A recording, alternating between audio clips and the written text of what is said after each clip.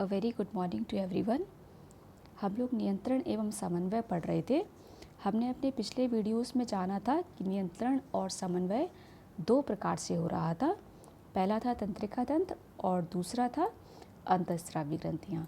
इसमें से हम लोग तंत्रिका तंत्र के बारे में पढ़ चुके हैं अपने पिछले वीडियोस में। वहाँ हमने देखा था कि तंत्रिका तंत्र की कुछ सीमाएं होती हैं। जैसे कि था विद्युत संकेत केवल उन कोशिकाओं तक पहुंच पा रहा था जो तंत्रिका तंत्र से जुड़ी होती हैं। तो इन सीमाओं को दूर करने के लिए रासायनिक संचरण का उपयोग शुरू हुआ। ये रासायनिक संचरण होता है अंतःस्रावी ग्रंथियों के माध्यम से। तो इन्हीं अंतःस्रावी ग्रंथियों के बारे में हम अपने इस वीडियो में जानेंगे। लेकिन उससे पहले आपको दो टर्म्स हैं, दो शब्द हैं जिनके मीनिंग आप लोग को पता होने चाहिए। तो पहले हम वो दो शब्द देख लेते हैं।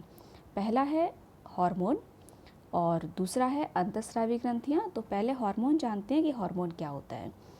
तो हार्मोन क्या होते हैं? ये वे रसायन हैं जो जंतुओं की क्रियाओं, विकास एवं वृद्धि का समन्वय करते हैं। ये क्या है? ये रसायन होते हैं जो हमारे अंदर, जंतुओं के अंदर क्रियाओं का विकास और वृद्धि का समन्वय करते हैं, कंट्रोल करते हैं। उनकी वृद्धि को कंट्रोल करते हैं, उनकी वृद्धि को बढ़ाते हैं या उनकी वृद्धि को रोकते हैं। ये कार्य किसका है? हार्मोन का। और ये क्या होते हैं? ये रसायन के रूप में हमारे शरीर में पाए जाते हैं। अब अंतःस्रावी ग्रंथियाँ क्या होती हैं? ये वे ग्रंथियाँ हैं जो अपने उत्पाद रक्त में स्रावित करती हैं, जो हार्मोन कहलाते हैं। ये क्या है? ये ग्रंथियाँ होती हैं, ये कुछ रसायनों का, जैसे हार्मोन, जिन्हें हार्मोन कहते हैं, उनको सीक्रेट करती हैं। और कहाँ सीक्रेट करती हैं? ब्लड में उनको स्रावित करती हैं। इसलिए इनको अंतःस्रावी ग्रंथियाँ कहा गया है। एंडोक्राइन ग्लैंड्स, इंग्लिश में आप इनको एंडोक्राइन ग्लैंड्स कह सकते हैं। मतलब ये क्या करती हैं? ये ग्रंथियाँ हार्मोन को स्रावित करती हैं। यहाँ लिखा हुआ है अपने उत्पाद का मतलब ही है यहाँ पे ये हार्मोन को रक्त में स्रावित करती हैं। और ये क्या कार्य करती हैं? जहाँ उस हार्मोन को कार्य करना होता है, जहाँ उसकी आवश्यकता होती है, वहाँ पे उसको कार्य करने के लिए भेजती हैं। इसलिए इनका नाम क्या है? अंतःस्रावी ग्रंथि। अंतःस्रावी ग्रंथियाँ इसीलिए ये कहलाई जाती है क्योंकि जहाँ उस हार्मोन को कार्य करना है, ये वहाँ पर उस हार्मोन को भेजती हैं। अब हमारे शरीर में बहुत अलग अलग स्थान पर अंतःस्रावी ग्रंथियाँ पाई जाती हैं। तो सबसे पहले हम जानते हैं मानव में अंतःस्रावी ग्रंथियाँ कौन कौन सी हैं। हम उनके नाम से उनको देख लेते हैं, चित्र के माध्यम से उनको जानते हैं, पढ़ते हैं। तो जो आपको क्लास 10th में जिन अंतःस्रावी ग्रंथियों के बारे में आपको जानना है, वो है, पहली है आपकी पीयूष ग्रंथि, फिर है अवचु ग्रंथि, थाइमस ग्रंथि, अग्नाशय, अधिवृक्क ग्रंथि, वृषण नर में और अंडाशय मादा में। समझ गए आप लोग? पीयूष ग्रंथि और हाइपोथैलेमस, जो दो शब्द आपके पहले भी तंत्रिका तंत्र में जब हम लोग मानव मस्तिष्क पढ़ रहे थे वहाँ पर आए थे, तो मैंने कहा था इनको हम अंतःस्रावी ग्रंथियों में डिटेल में पढ़ेंगे। तो ये पीयूष ग्रंथि है जो हमारे ब्रेन में, हमारे मस्तिष्क में पाई जाती है। दूसरा है अवटु ग्रंथि, गले में। थाइमस ग्रंथि आप देख सकते हैं चित्र में। अग्नाशय है, अग्नाशय के बारे में हम लोग पाचन तंत्र में पढ़ चुके हैं। अब इसमें यहाँ देखेंगे कि ये कौन से हार्मोन स्राव करते हैं। अधिवृक्क ग्रंथि है हमारी किडनी के ऊपर, और वृषण नर में होता है और अंडाशय मादा में होता है। तो ये ग्रंथियाँ हम लोग को देखनी है। बाकी और भी ग्रंथियाँ होती हैं, लेकिन उनके बारे में हम यहाँ नहीं पढ़ेंगे। हम यहाँ सिर्फ इतनी ही ग्रंथियों के बारे में पढ़ेंगे क्योंकि यही हमारे सिलेबस में है। बाकी और भी ग्रंथि हैं, जैसे आप देख सकते हैं चित्र में, पीनियल ग्रंथि है, परावचु ग्रंथि है। ये सारी ग्रंथियां हैं जिनके बारे में हमें अभी नहीं जानना है। ये हम जब हायर क्लासेस में आएंगे 11th 12th में, तब हम इनके बारे में डिटेल में जानेंगे। चलिए, तो सबसे पहले हम लोग 1 बाय 1 एक एक हार्मोन के एक एक ग्रंथि व उससे स्रावित होने वाले हार्मोन के बारे में पढ़ते हैं। सबसे पहले हम लोग देखते हैं पीयूष ग्रंथि, जिसको हम मास्टर ग्रंथि के नाम से भी जानते हैं।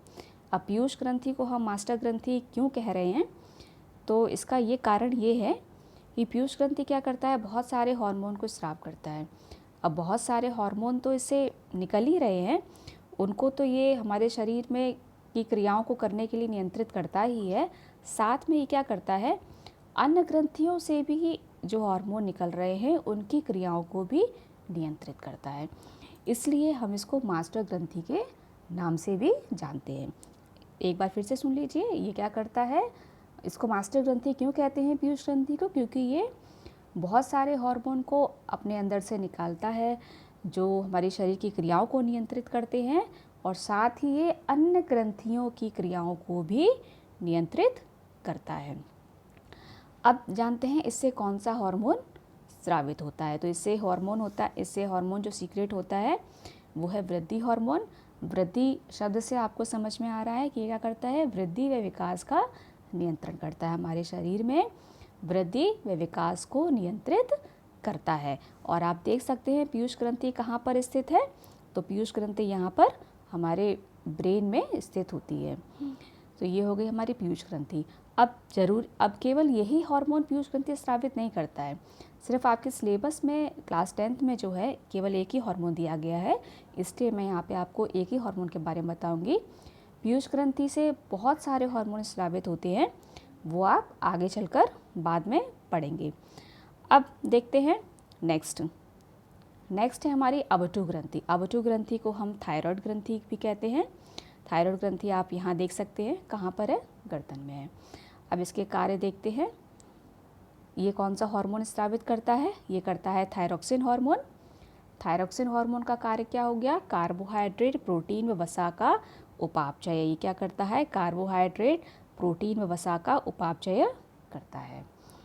थायराइड ग्रंथि से हो गया हमारा थायरोक्सिन हार्मोन, और थायरोक्सिन हार्मोन का कार्य क्या हो गया, कार्बोहाइड्रेट, प्रोटीन व वसा का उपापचय, मतलब मेटाबॉलिज्म की प्रक्रिया को यह पूर्ण करता है।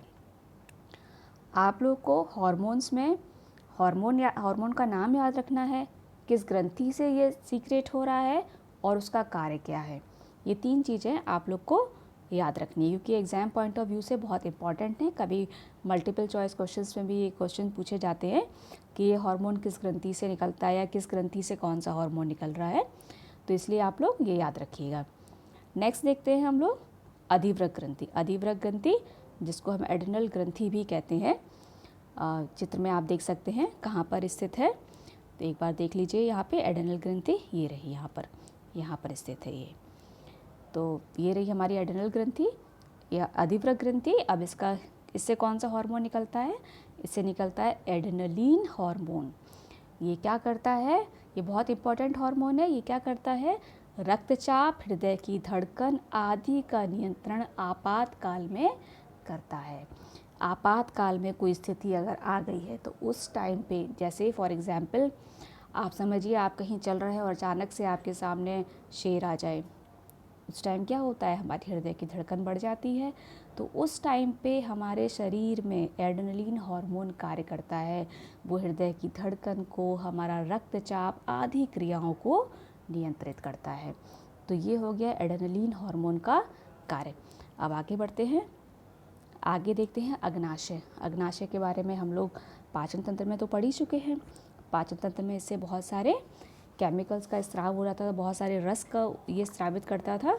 अब यहाँ हार्मोन जानते हैं कि ये कौन सा हार्मोन स्रावित करता है। अग्नाशय आप चित्र में देखिए, ये कहाँ बना हुआ है, ये यहाँ पे अग्नाशय ये रहा। अब इसको देखते हैं, ये कौन सा हार्मोन स्रावित करता है, इंसुलिन हार्मोन का स्राव करता है। और इंसुलिन हार्मोन बहुत इंपॉर्टेंट हार्मोन है। ये क्या करता है, रक्त में शर्करा की मात्रा का नियंत्रण करता है। हमारे रक्त में शर्करा की मात्रा का नियंत्रण करता है, शुगर को नियंत्रित रखता है। कौन रखता है, इंसुलिन हार्मोन। कहाँ से स्रावित होता है, अग्नाशय से स्रावित होता है। तो ये हो गया हमारा अग्नाशय वाला हार्मोन। अब देखते हैं नेक्स्ट है हमारा लिंग हार्मोन। लिंग हार्मोन मैंने आपको चित्र पहले स्टार्टिंग में चित्र बताया था, स्त्रियों में अंडाशय में स्थित होता है और नर में वृषण में स्थित होता है। यहाँ चित्र में देख लीजिए, स्त्रियों में अंडाशय में स्थित होता है और नर में वृषण में स्थित होता है। अब इसके कार्य क्या है, मतलब कौन से हार्मोन है ये, पहला है टेस्टोस्टेरोन। अब टेस्टोस्टेरोन क्या करता है, ये नर में पाया जाता है। याद रखिएगा, ये नर में पाया जाने वाला हार्मोन है, ये मादा में नहीं पाया जाता है। और नर में ये कहाँ पाया जाता है? वृषण ग्रंथि में पाया जाता है। ये वृषण से स्रावित होता है ये हार्मोन। और इसका कार्य क्या है? यौवनारंभ से संबंधित परिवर्तन। जब हम, आपने देखा होगा कुछ सालों बाद जब हम लोग बड़े होने लगते हैं तो हमारे अंदर, हमारे शरीर में कुछ परिवर्तन होने लगते हैं, तो ये उनको नियंत्रित रखता है, उनमें परिवर्तन शुरू करता है। ये हो गया इसका कार्य, टेस्टोस्टेरोन का कार्य। अब नेक्स्ट देखते हैं हम, मादा में कौन सा हार्मोन पाया जाता है? एस्ट्रोजन। एस्ट्रोजन पाया जाता है मादा में। मादा में कहाँ पाया जाता है? अंडाशय से। ये अंडाशय से सीक्रेट होता है ये हार्मोन। और इसका कार्य क्या है? मादा लैंगिक अंगों का विकास व मासिक चक्र का नियमन करना। ये मादा लैंगिक अंग जो होते हैं उनका विकास करता है और जो मासिक चक्र आता है उसको नियमित करता है। ये हो गया हमारा एस्ट्रोजन का कार्य। तो ये दो हार्मोन्स थे, एस्ट्रोजन और टेस्टोस्टेरोन। तो टेस्टोस्टेरोन पाया जाता है नर में, एस्ट्रोजन पाया जाता है मादा में। इन दोनों में ये याद रखिएगा कौन सा नर वाला हार्मोन है और कौन सा मादा वाला हार्मोन है। और नर में जो हार्मोन पाया जाता है वो वृषण से निकलता है, सीक्रेट होता है, और एस्ट्रोजन अंडाशय से सीक्रेट होता है, ये मादा में पाया जाता है। और दोनों क्या करते हैं? यौवनारंभ से संबंधित परिवर्तन करते हैं। अब हमने हार्मोन्स पढ़ लिए, हार्मोन्स जान लिए। अब क्या होता है? कुछ हार्मोन की कमी या ज़्यादा होने से कुछ रोग भी हमारे शरीर में उत्पन्न होते हैं। तो देखते हैं कि हमारे शरीर में कौन से रोग हमारे जो हार्मोन की कमी से या उनके ज़्यादा होने से कौन से रोग उत्पन्न हो सकते हैं। तो सबसे पहले हम जानते हैं, एक रोग आपने सुना, रोग कह लीजिए, या आपने कुछ लोगों को ऐसा देखा होगा जो बहुत बौने होते हैं, बौनापन जिनको कहते हैं। तो ये बौनापन किस हार्मोन की कमी से होता है? तो ये होता है वृद्धि हार्मोन की कमी के कारण। वृद्धि हार्मोन कहाँ हमने पढ़ा? पीयूष ग्रंथि से पढ़ा। जो पीयूष ग्रंथि हार्मोन का स्राव करती है वो कौन सा होता है? वृद्धि हार्मोन। तो अगर ये वृद्धि हार्मोन की कमी है शरीर में तो क्या हो जाता है? वह लोग जिनके शरीर में वृद्धि हार्मोन की कमी होती है वह बौने हो जाते हैं, क्योंकि वृद्धि हार्मोन क्या कर रहा था? वृद्धि व विकास का नियंत्रण करता है। तो इनके कारण क्या हो जाते हैं? वृद्धि हार्मोन की कमी होने के कारण वह लोग बौने हो जाते हैं, बौनेपन का शिकार हो जाते हैं। तो ये हो गया हमारा बौनेपन वाला रोग जो वृद्धि हार्मोन की कमी से होता है। अब आपको यहाँ सिर्फ 3 ही रोगों के बारे में पढ़ना है, बाकी बहुत सारे रोग होते हैं जो हार्मोन की कमी से या उनके बढ़ने के कारण हो जाते हैं। जिस प्रकार वृद्धि हार्मोन की कमी से ये रोग होता है, उसी प्रकार वृद्धि हार्मोन अगर ज़्यादा हो जाता है तो वो लोग बहुत लंबे हो जाते हैं, जिनको हम जाइजेंटिज्म बोलते हैं।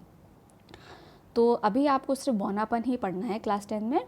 और सेकंड रोग जो आपको जानना है वो है, उसका नाम जानने से पहले ये जानिए, आपने टीवी में ये एडवर्टाइजमेंट देखा होगा, ये ऐड अक्सर देखा होगा, आयोडीन युक्त नमक लेना ठीक होगा। क्यों आयोडीन युक्त नमक क्यों लेना चाहिए? आप इसका आंसर खुद भी बता सकते हैं। आपने सुना भी होगा कि अगर आयोडीन युक्त नमक नहीं लेंगे तो कौन सा रोग होता है? घेंगा रोग या गॉइटर जिसको कहते हैं, यह रोग हो जाता है। अब इसमें क्या होता है? आयोडीन की कमी होने के कारण क्या हो जाएगा? गला फूल जाता है, जिसे घेंगा या गॉइटर बीमारी कहते हैं। अगर आयोडीन युक्त नमक हम नहीं लेंगे या उसकी कमी हो जाएगी तो कौन सा रोग हो जाएगा? गॉइटर रोग हो जाता है। अब इस रोग ये क्यों होता है? क्योंकि जो अवटु ग्रंथि होती है जो थायरॉक्सिन हार्मोन बनाती है, जो अवटु ग्रंथि थायरॉक्सिन हार्मोन बनाती है, हमने पढ़ा था ना, अवटु ग्रंथि थायरॉक्सिन हार्मोन को सीक्रेट करती है। जो थायरॉक्सिन हार्मोन बनता है उसके बनने की प्रक्रिया के लिए आयोडीन बहुत ज़रूरी है, आयोडीन की आवश्यकता होती है। अगर आयोडीन नहीं है तो थायरॉक्सिन हार्मोन नहीं बन पाएगा। तो क्या है? अवटु ग्रंथि को थायरॉक्सिन हार्मोन बनाने के लिए आयोडीन की आवश्यकता होती है। और थायरॉक्सिन हार्मोन हमने जैसा पढ़ा क्या करता है? मेटाबॉलिज्म की प्रक्रिया पूर्ण करता है। थायरॉक्सिन हार्मोन कार्बोहाइड्रेट, प्रोटीन व वसा के उपापचय का नियंत्रण करता है, जिससे शरीर की संतुलित वृद्धि हो सके।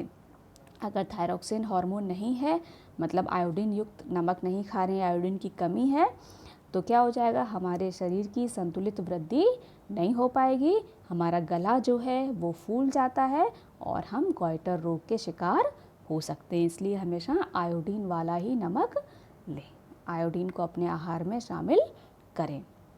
ये हो गया आपका दूसरा रोग, जिसको हम गॉइटर कहते हैं या घेंगा कहते हैं, जो किसकी कमी से होता है? आयोडीन की कमी से। किस ग्रंथि पे इफेक्ट डालता है? थायरोक्सिन हार्मोन के पे इफेक्ट डालता है। और थायरोक्सिन हार्मोन कहाँ निकलता है? आबटू ग्रंथि से निकलता है। अब देखते हैं तीसरा मधुमेह है, डायबिटीज़ के नाम से भी जिसको हम जानते हैं। आपने देखा होगा कुछ लोग जो डायबिटीज़ का आजकल बहुत कॉमन हो गया है, ये कुछ लोग मधुमेह या डायबिटीज़ का शिकार होते हैं। तो अब इस रोग में क्या होता है? अग्नाशय ग्रंथि द्वारा स्रावित इंसुलिन हार्मोन की कमी के कारण होता है। अब ये किसकी कमी से होता है? इंसुलिन हार्मोन की कमी के कारण। इंसुलिन हार्मोन कौन स्राव कर रहा था? अग्नाशय ग्रंथि से निकलता है। अब इंसुलिन का कार्य क्या था? इंसुलिन रक्त में शर्करा के स्तर को नियंत्रित करता है। इंसुलिन का कार्य क्या है? रक्त में शर्करा को नियंत्रित करता है।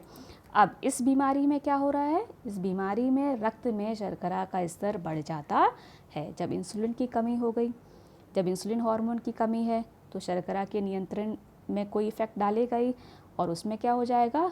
उसको नियंत्रित नहीं कर पाएगा शुगर को। उससे क्या हो जाएगा? रक्त में शुगर का स्तर बढ़ जाता है। ये हो गया डायबिटीज़। अब इसके लिए आपने देखा होगा कुछ लोग क्या करते हैं, दवाइयाँ खाते हैं खाने से पहले, या फिर इंसुलिन का, जिनको बहुत हाई डायबिटीज़ होती है वो लोग इंसुलिन के इंजेक्शन भी लेते हैं। तो ये 3 रोग थे जिनके बारे में हमें क्लास 10 में पढ़ना था। पहला बौनापन था, दूसरा हमारा गॉइटर था, और तीसरा मधुमेह या डायबिटीज़ है। तो इन 3 रोग के बारे में हमने जान लिया। बौनापन वृद्धि हार्मोन की कमी के कारण हो रहा था, और गॉइटर रोग आयोडीन की कमी के कारण, और तीसरा है मधुमेह या डायबिटीज़, ये इंसुलिन हार्मोन की कमी के कारण हो रहा था। अब हमारे शरीर में क्या होता है? जो हार्मोन है वो सही से कार्य करें, या मतलब अधिक या कम मात्रा में अगर स्रावित हो रहे हैं तो उनका हमारे शरीर पर कुछ ना कुछ प्रभाव ज़रूर पड़ेगा। तो इनकी मात्रा को नियमित करना एक क्रियाविधि के माध्यम से होता है। तो उस क्रियाविधि के बारे में हम थोड़ा सा जान लेते हैं। उस क्रियाविधि का नाम होता है पुनर्भरण क्रियाविधि। अब इस क्रियाविधि में क्या होता है? हार्मोन का अधिक या कम मात्रा में स्रावित होना हमारे शरीर पर हानिकारक प्रभाव डालता है।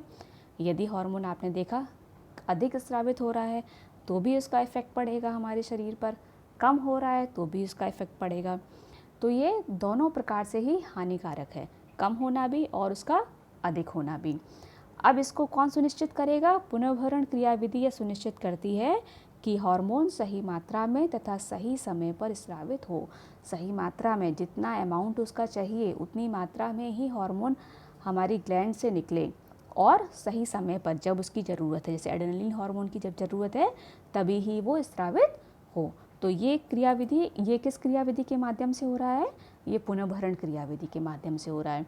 अब इसको एक एग्जाम्पल लेकर समझते हैं। जैसे फॉर एग्जाम्पल है रक्त में शर्करा के नियंत्रण की विधि। रक्त में शर्करा का नियंत्रण किस प्रकार से हो रहा है? पहले आप देख सकते हैं रक्त में शर्करा की मात्रा का बढ़ना।